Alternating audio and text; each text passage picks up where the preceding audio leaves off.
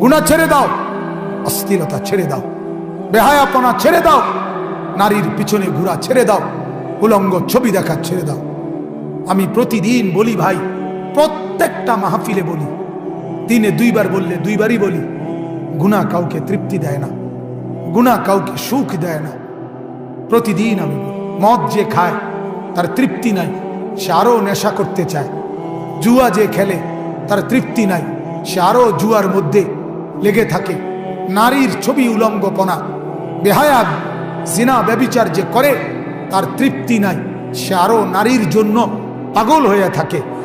গুনাহ তৃপ্তি দেয় না, গুনাহ স্থির আনে না, কিন্তু হালাল স্ত্রী, হালাল বিবি আল্লাহ তাআলা পুরুষকে তৃপ্তি দিয়ে দেয়। হালাল টাকা তৃপ্তি দিয়ে দেয়, হালাল উপার্জন সুখ এনে দেয়। হারাম টাকা, সুদের টাকা, ঘুষের টাকা এটা কখনোই তৃপ্তি আনে না, বরং কিস্তি বাড়ায়, লোন বাড়ায়, লোভ বাড়ায়। অতএব শেষ কথা, গুনাহ সুখ দিবে না।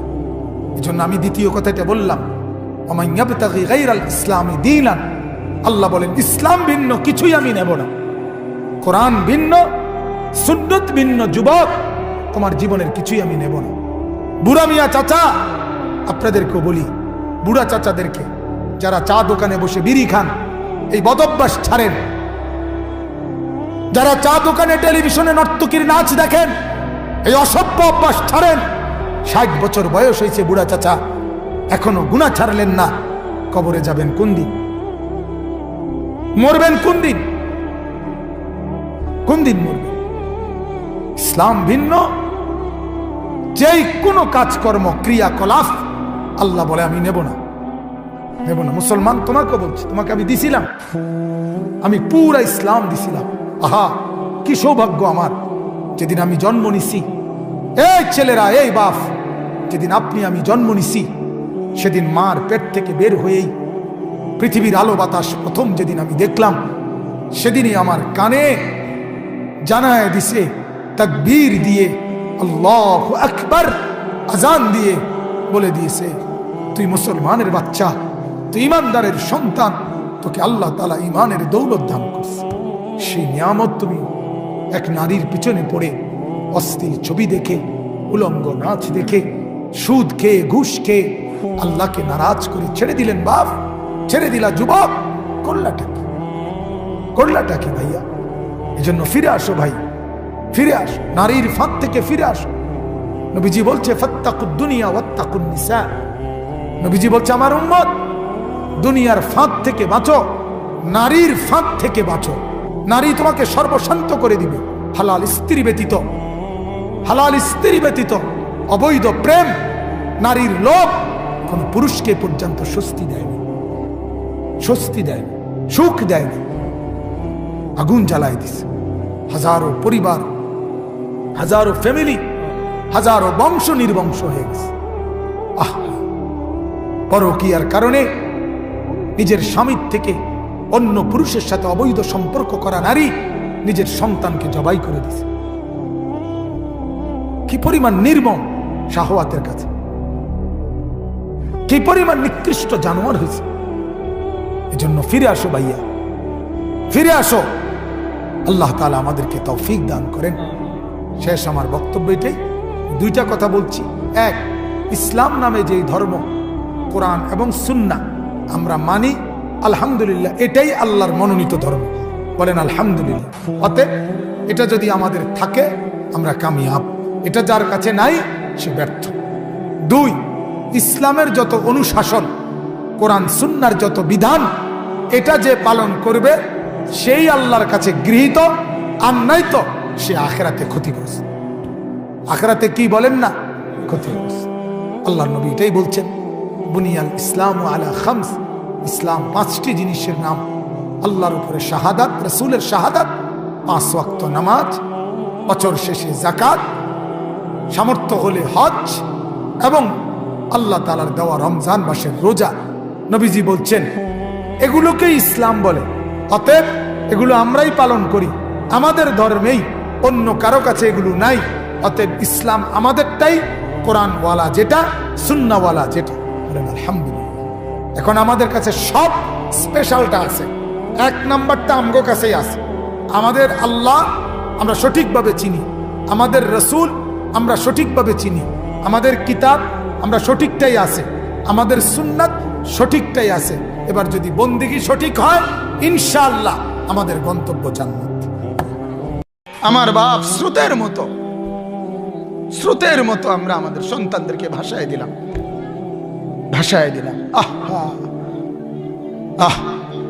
আমার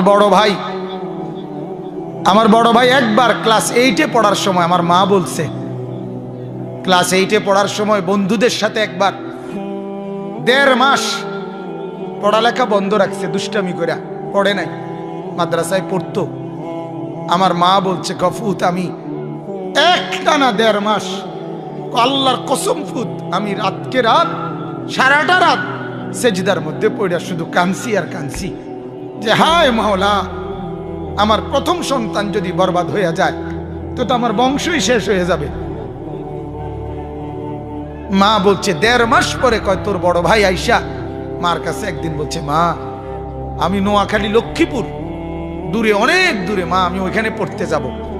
এরপরে যে গেছে মাদ্রাসায়, এরপরে আর কোনোদিন উলট পালট হয় নাই, বাংলাদেশের একজন শ্রেষ্ঠ আলেমে দ্বীন হয়েছে, আলহাজ হযরত মাওলানা মাহবুবুর রহমান আশরাফি। আমার বড় ভাই টাইটেলে কামেলে ধামতি আলিয়া মাদ্রাসা থেকে সারা বাংলাদেশে 1 নাম্বার স্ট্যান্ড করছে। তো আমি বলার উদ্দেশ্য হইল মার চোখের পানি, বড় পীর আব্দুল কাদের জিলানী রহমতুল্লাহ আলাইহি মার চোখের পানি। কথা বলেন না, কার চোখের পানি? 10 বছরের সন্তানকে মা যেদিন বুঝায় দিছে সন্তান আমার জান চলে যাবে, মিথ্যা বলবা না, সেই সন্তানের বরকতে, সন্তান নিজেও মার বরকতে, সন্তানও আল্লাহর ওলি হইছে, ওই 10 বছরের সন্তানের উসিলায় ওই জামানার ডাকাতরাও আল্লাহর ওলি হয়ে গেছে। এটা কার শিক্ষা ছিল? মার বরকত। ইমাম বুখারী রহমতুল্লাহ আলাইহি 8 বছর বয়সে ইমাম বুখারী হঠাৎ, জন্মসূত্রে না, পরবর্তীতে 8 বছর বয়সে অন্ধ হয়ে গেছে। সব ওলামায়ে কেরাম জানে এই ঘটনা, সমস্ত কিতাবে আছে। 8 বছর বয়সে যখন অন্ধ হয়ে গেছে, চোখে দেখে না, কিতাবে আছে ওনার আম্মা, ইমাম বুখারীর বাবা ছিল না, জন্মের আগেই বাবা মারা গেছে। তো ইমাম বুখারী রহমতুল্লাহর নাম হলো মুহাম্মদ, ওনার বাবার নাম আব্দুল্লাহ। ঠিক আমাদের নবীর নাম যেমন, নবীর বাবার নাম যেমন, এবং নবীর বাবাও যেমন জন্মের আগে ইন্তেকাল করছে, ওনার বাবাও। তো যখন অন্ধ হয়ে গেছে, ইমাম বুখারীর মা, কিতাবে আছে, একটানা 2-3 মাস কিংবা 1.5 মাস লাগাতার শুধু চোখের পানি ফেলে কাঁদছে। চোখের পানির বড় দাম বাজান, আল্লাহর কসম, মুখের হাসির চাইতে চোখের পানির বড় দাম। গোটা পৃথিবী ভরা সব হাসি, 1 ফোঁটা চোখের পানির দাম অনেক বেশি। তো মায়ের চোখের পানি, মা বলছে, আল্লাহ আমার স্বামী নাই, আমার একমাত্র প্রথম সন্তান, আমার স্বামীর আমানত, আমার এই সন্তানকে তো আমি বড় আলেম বানাবো, মুহাদ্দিস বানাবো, হাদিস পড়বে, জামানারা বড় আলেম হবে। আল্লাহ আজ যে আপনি তার চোখের আলো নিয়ে গেলেন, তাহলে আমার সন্তানটা আলেম হবে কেমনে, হাদিস পড়বে কেমনে রব্বুল আলামিন? কিতাবে স্পষ্ট আছে।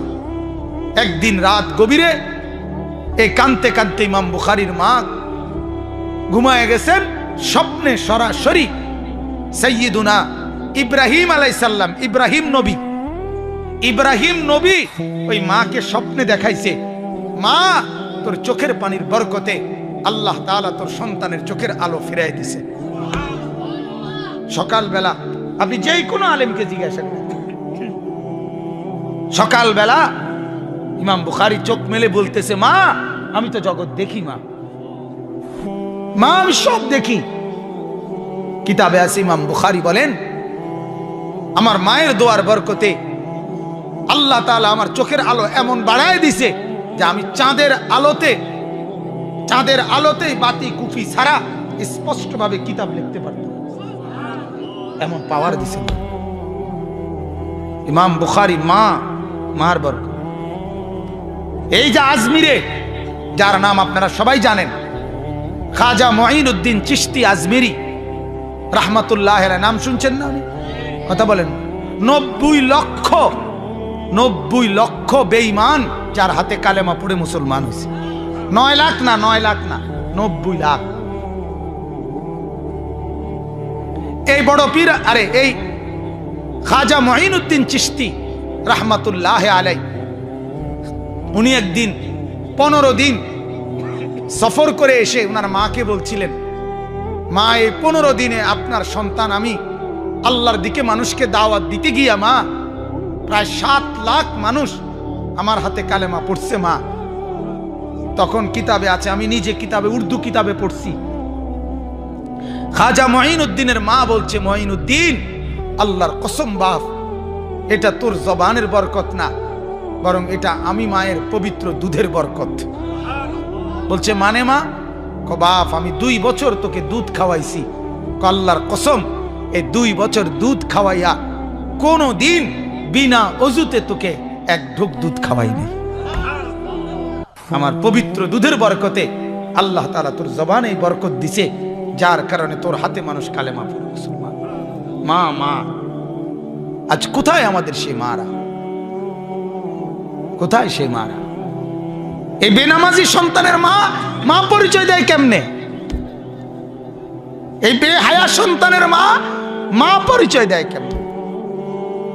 এদের বাবা পরিচয় দেয় কেমনে? জিন্দিগি মানে শুধু বাবার স্বপ্ন একটাই, আহা ছেলে নামাজ পড়ুক বা না পড়ুক, আল্লাহ ডাকুক বা না ডাকুক, কোনো না কোনো ভাবে কামাই রোজগারির একটা ব্যবস্থা করতে পারলেই হইল।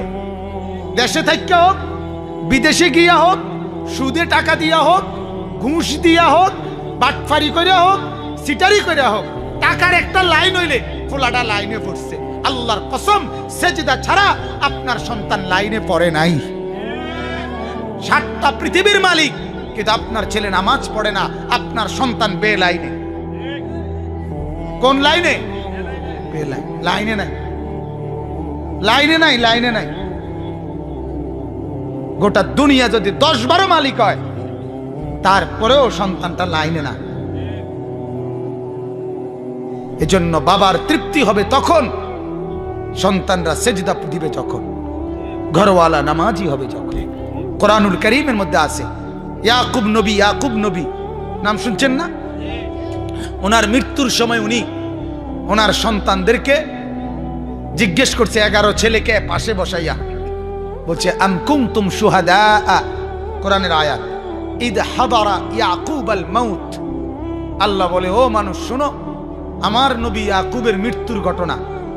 যখন তার মৃত্যুর সময় আসলো, ইদ ক্বালা লিবানিহি, তিনি তার সন্তানদেরকে একত্রিত করে বললেন যে, মা তা'বুদুনা মিন বাদি, আমার বাবা আমি দুনিয়া থেকে বিদায় নিচ্ছি, ও আমার সন্তানেরা আমি জানতে চাই মৃত্যুর পূর্বে তোমরা ইবাদত করবে আমার পরে কার, এটা জানতে চাচ্ছি।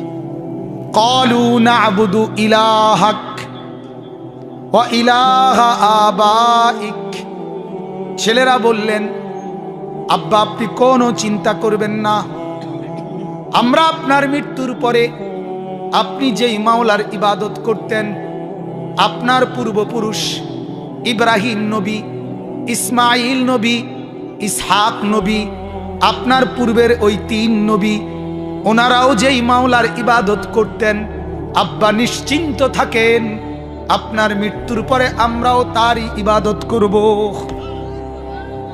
কোরআনের আয়াত। ইয়াকুব নবী বলেন, বাবা তাইলে আমি আমার মালিকের কাছে যাচ্ছি, আর কোনো আমার চিন্তা নাই।